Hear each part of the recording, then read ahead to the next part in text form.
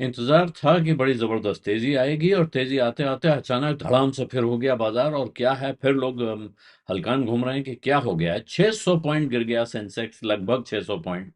2,80,000 करोड़ रुपया एक दिन में फिर स्वाहा। ये स्वाहा आप कह सकते हैं कि सामने किसी की जेब से निकला नहीं है, लेकिन नोशनल वैल्यू में चला जाना दुख देता है। आप जो लोग अपने अपने पोर्टफोलियो देख रहे होंगे, जिन्हें दिख रहा होगा कि साहब पोर्टफोलियो 60 लाख का था, और वो अचानक उसमें से 60,000 रुपए 50,000 रुपए निकल गए। तो रोज, और ये रोज ऐसा हो रहा है, मतलब कई दिन ऐसे हो गए हैं जब से कि गिरते गिरते गिरते गिरते कुछ लोगों की जो वैल्यू गायब हो रही है, तो लगता है जेब से जा रहा है। हो सकता है वो पूरा पोर्टफोलियो खरीदते समय 8 लाख रुपए में ही खरीदा गया हो, लेकिन अगर आज वो 1 करोड़ रुपए का है और उसमें से 2 लाख रुपए निकल गए, तो लगता तो यूं ही है कि जेब कट गई ना। तो वो हाल है लोगों का। निफ्टी 25,800 पे पहुंच गया है। तो क्या हुआ है, ये समझ में आने की थोड़ी मुश्किल हो रही। क्या कारण है? दो तीन कारण हैं। और सेंसेक्स गिरा है 559 पॉइंट अंत में 83,675 पर, जबकि निफ्टी 50 करीब 147 पॉइंट गिरा और 25,807 पे जाके बंद हुआ है। इससे पहले उसने इसी हफ्ते 26,000 का निशान पार किया था। 26,000 बड़ी मुश्किल से उसने बहुत दिनों के बाद पार किया था, लेकिन अब वो 25,807 पे जाके बंद हुआ है। और सेंसेक्स के 30 शेयर हैं टोटल। उनमें से इन्फोसिस, टीसीएस, टेक महिंद्रा, एचसीएल टेक, एचयूएल और इटर्नल, ये बड़े भारी इनमें गिरावट थी। ये लगार्ड कहेंगे जो धड़ाम से गिरे हुए हैं। करीब करीब 6% की गिरावट है। इनके सामने ICICI bank, Bajaj finance, BEL यानी भारत इलेक्ट्रॉनिक्स, ट्रेंट और स्टेट बैंक हैं, जिन्होंने कोशिश की, दम लगाया। बहुत तेजी दिख रही है इनमें, लेकिन वो भी हवाओं का रुख नहीं बदल पाए। तो आज की गिरावट की सबसे बड़ी वजह देखेंगे तो वो क्या है? वो वही है जो पिछले कुछ दिनों से चल रही है, और आर्टिफिशियल इंटेलिजेंस का झटका जिस पे लगा हुआ है वो है आईटी सेक्टर। भारत का आईटी सेक्टर बुरी तरह जा रहा है। निफ्टी का आईटी इंडेक्स 5.5% गिरा है। हेवी वेट जो उसके सबसे बड़े हेवी वेट्स हैं, इन्फोसिस, एचसीएल टेक, एम्फेसिस और विप्रो, 6% गिरे हैं। पूरा पूरा सेक्टर धकेल के ले गए वो गिरावट की तरफ, मंदी में ले गए हैं। और ये सेंटिमेंट अमेरिका से ही आ रहा है कि जो एंथ्रोपिक ने, जो आर्टिफिशियल इंटेलिजेंस का स्टार्टअप है, अभी वो लिस्टेड कंपनी भी नहीं है, अब लोग ढूंढ रहे हैं, बहुत सारे लोग ढूंढने लगे हैं कि एंथ्रोपिक के शेयर कैसे खरीदें। हालांकि वो स्टार्टअप है जिसने वो नया टूल बना दिया है जो खास तौर पे कॉरपोरेट लीगल टीम्स इस्तेमाल करेंगी। एक वकील की तरह सोचता है, दिमाग लगाता है, और वो सारा काम कर रहा है जो कोई वकील साहब करते थे। तो एंथ्रोपिक जो कंपनी है, जो जिसने ये क्लॉड नाम का चैटबॉट, उसका नया वर्जन पेश किया है, उसका कहना है कि ये बिल्कुल तमाम जो लीगल फंक्शंस हैं, बहुत सारे हैं, उनको कंप्लीटली ऑटोमेट करने में सक्षम है ये सॉल्यूशन, जिसमें कॉन्ट्रैक्ट्स को पढ़ना, उनको रिव्यू करना, एनडीए जो होते हैं, नॉन डिस्क्लोजर एग्रीमेंट्स, उनको पढ़ना और उनको रिव्यू करना, उनका ट्रायल्स पूरा करना, कंप्लायंस के वर्कफ्लोज बनाना कि लीगल कंप्लायंस हो रही है, कोई काम चल रहा है, आपके ऑफिस का पूरा एक पॉलिसी बननी है किसी चीज पे, किसी कंपनी की, तो वो पॉलिसी ये तैयार कर देगा। इस तरह की कथा ये कर रहा है। और इसमें जब वो कह रहे हैं कि पूरी तरह केपेबल है, तो जाहिर है वो पूरी तरह केपेबल, आप उसको मानेंगे। और बुरी हालत उससे हो गई है।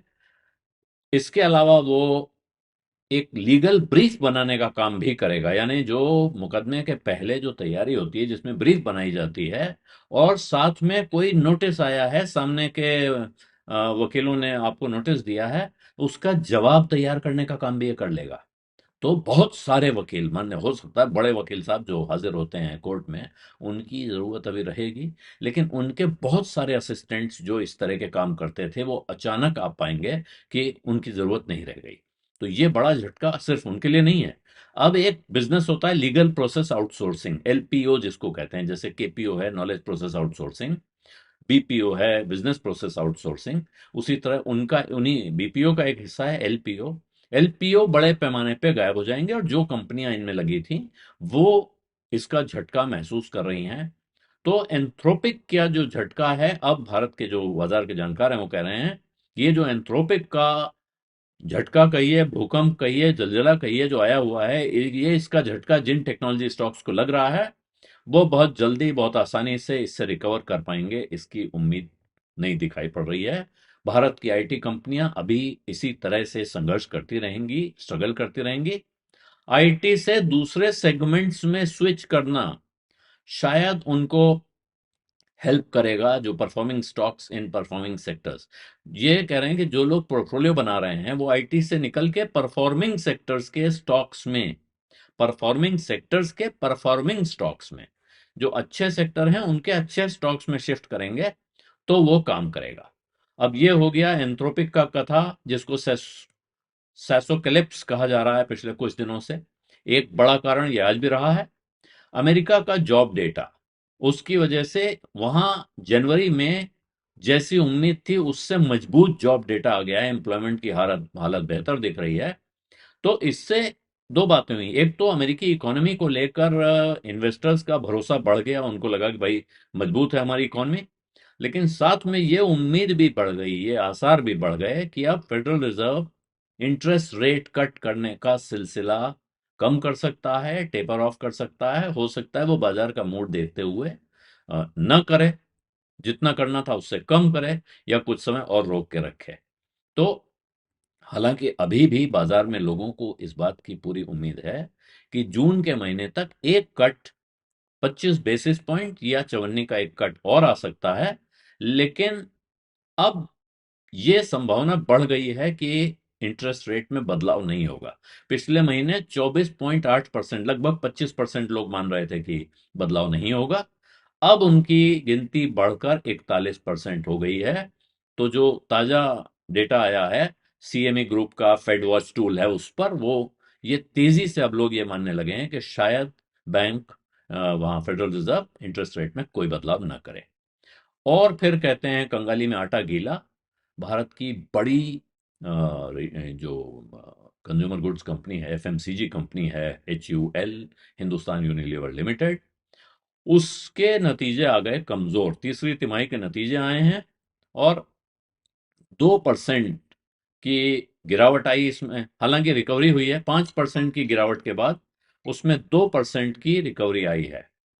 तो वहां से वो कुल जो उसका नेट प्रॉफिट है उसमें 30% की गिरावट उसने रजिस्टर की है, जो तीसरे क्वार्टर में FY26 के वित्त वर्ष 25-26 की तीसरी तिमाही में 2188 करोड़ रुपए की नेट प्रॉफिट लेके आए हैं वो, जो कि 30% कम है पिछले इसी तिमाही के मुकाबले।